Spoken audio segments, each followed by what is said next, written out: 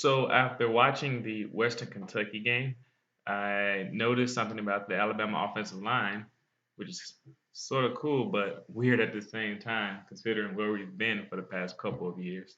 So, after looking at USC and in Western Kentucky, the Alabama pass blocking has not been bad. It's been pretty good actually, especially in the Western Kentucky game. Jalen Hurts had plenty of time to throw. I was rather impressed, especially with true freshman Jonah Williams over there on the right side. He's holding up very well. And of course, Cam Robinson on the other side is amazing. The interior is doing pretty good too. And so I'm like, pass protection, ironically, they are doing great. Um, the issue is their run blocking. Uh, I don't know what it is. I don't know. Are they just not getting enough push? Are they not motivated enough? But they don't tend to run the ball in the blocking scheme as effectively as they do pass protecting. Um, which the pass protection has helped us a lot this year. I mean, Jalen Hurts has made some great throws. What I am concerned about, though, is if we're not able to run the ball consistently, that puts a lot of pressure on Jalen Hurts. And, being a true freshman, no matter how good you are, there's still a lot to take on.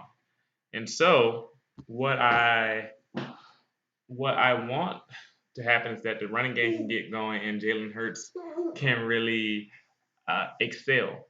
Because what I noticed is that he tends to press now. He's throwing balls.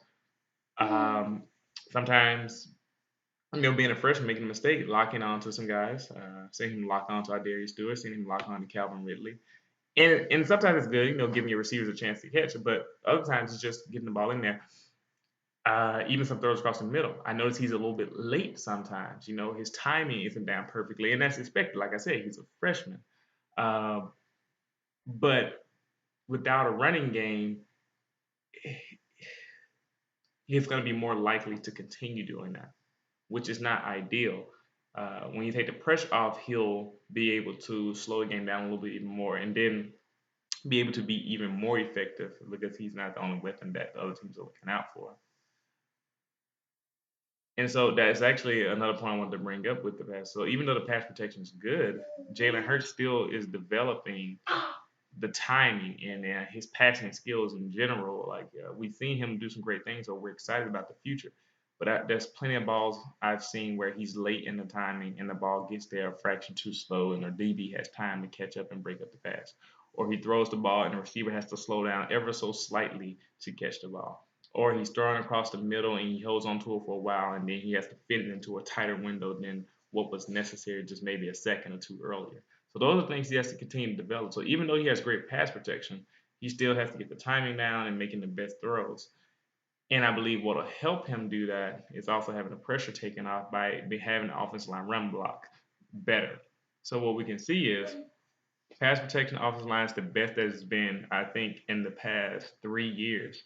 Last year at right tackle, Dominique Jackson was a liability. He was completely dominated at times, especially in a national championship game.